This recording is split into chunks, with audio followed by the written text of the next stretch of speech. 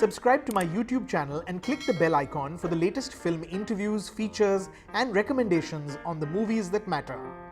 Priyanka, you said in one of your social media posts that the White Tiger... now what did I say? The White Tiger is one of your favorite books. Yes. That you read it all the way back when it came out. Raj, you've said that you read the book when it came out in 2008. It went on to win the Man Booker Prize. What was it that you connected with?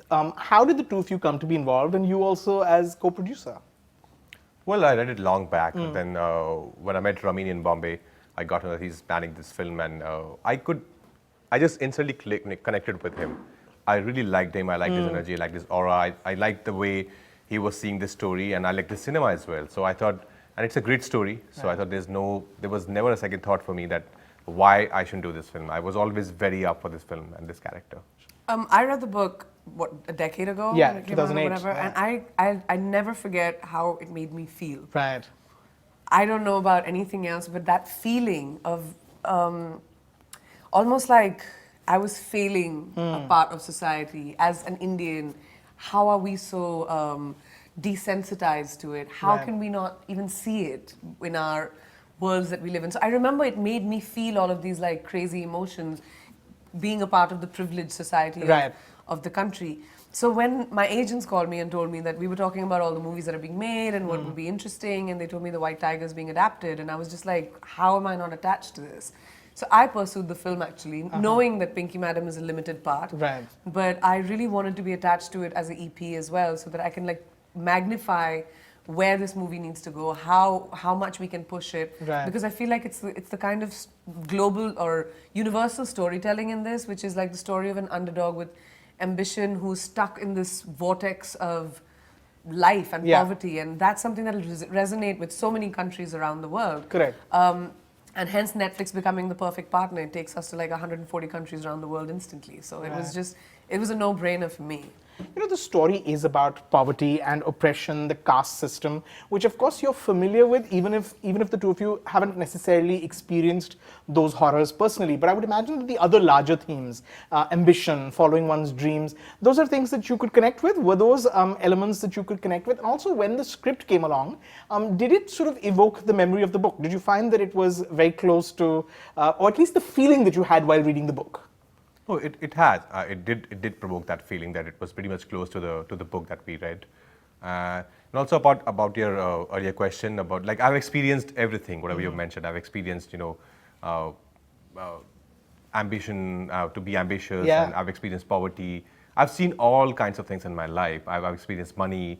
So I know where these people come from. Right. So for me, it was very easy to connect with all these characters, actually, not only to Ashok. I think to Balram, to the father, to Pinky. Pinky maybe not that much, because I haven't really known any girl who's born and raised in the States. Right. But I could see these characters in life. Sure. I think obviously I've definitely never experienced the extreme poverty that Balram's character comes from.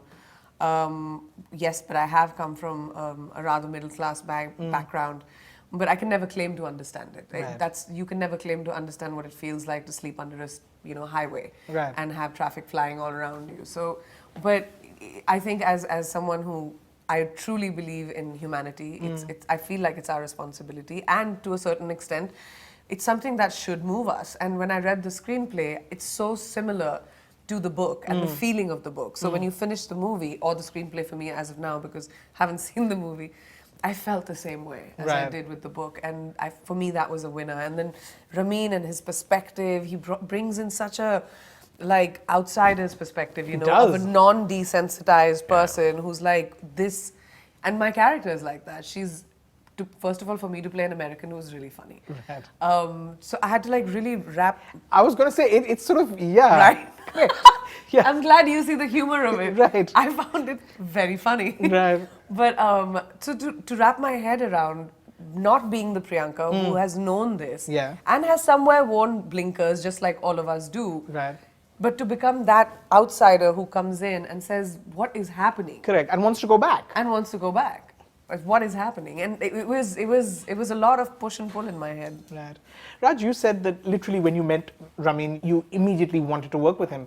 Were the two of you familiar with his films? He really has this empathetic eye. It's what you said. He looks at it from as an outsider, and he has a real empathy for the outsider. Yeah. Can you were you familiar with his Well, work? I spoke to Hansal sir also about Ramin, and he has seen a lot of his work, and actually then I made them both of them speak with each other, because Hansal sir told me that Shahid in a way was inspired from Man Pushcart. Okay. Like Wow. the treatment That's and everything. such a beautiful so film, I think yeah. So yeah, I was not very familiar, but I knew about him a little bit about his cinema, like Man Pushcart. When I told other people also, like my director Hardik Mehta, he got really excited that working with Ramin, he's such a wonderful guy, and that just kept me giving me a lot of like wonderful feeling that what I'm thinking right now, that I want to work in this film with this guy is actually right. He's such an amazing following, and the kind of films he make, he has a certain vision, and he believes in his vision.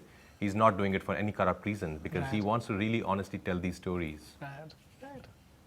I mean, Ramin had worked with a few of my friends in previous movies that he had done, and those actors had spoken to me. So I had known of Ramin Barani like in conversations, and how their experience working with him was, how it was a really immersive experience. And then Ramin came and met me when I was in Mumbai for the movie, and I remember he came to the house and he sat for like 2 hours, and we talked about nothing of the movie. We didn't talk about the movie at all. We just talked about cinema and the kind of films that he made, the kind of films I was making.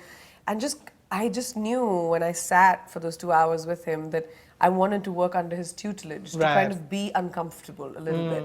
He depends so much on actors that literally your script is almost just it's like a skeleton. Right. Everything else has to come from you. It doesn't matter what the lines are. You come up with the lines. Right. That kind of dependency that has it on us Correct. makes us want to be like, all right, I need to bring responsibility to Right. this. And I kind of was looking for an experience like that.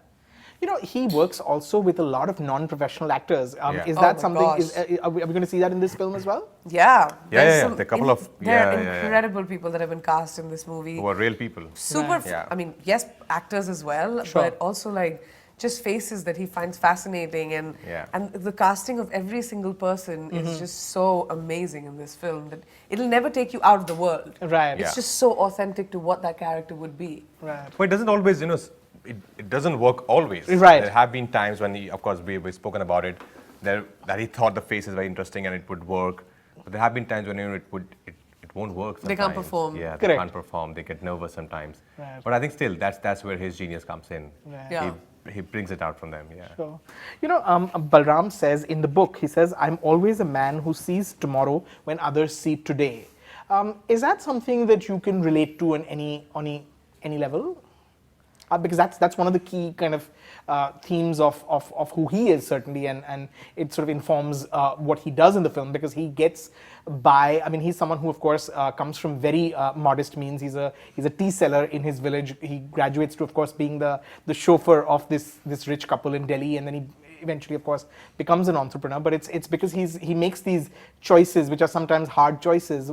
Is this something that you could sort of relate to? Someone who has that foresight, or someone who tends to look ahead? Of course, I won't commit any crime for any of my ambitions. Yeah, that won't happen ever. But apart from that, yeah, I could relate to him, relate to his qualities. Also, as Ashok. Yeah. Ashok is also somebody who's very ambitious. True. Like he is, in a way, Balram is mesmerized by Ashok and his persona, his aura, the way he sees life, and he wants to be like him. And these are the things that maybe like, he has taken it from Ashok, that he's somebody who came to this country, came back to his country to figure out things, to have a wonderful life with his wife, and to change things, and to the way his family functions. He wants to get out of that system. And I could relate to, that ambition, that, if you have to figure out a way, you have to think about tomorrow, what you want to do with your life. You have to have that aim, that clarity in life, I mean, I've always been that person, I guess. I do think of tomorrow. I won't think of next year. Sure, like not that's the that far difference, ahead, yeah. right. Like I feel like it's very important to focus on today and tomorrow, and if today and tomorrow are excellent, then the next year will be excellent. Right. So if you strive for perfection right now, and I feel like that's ambition in a different kind of way.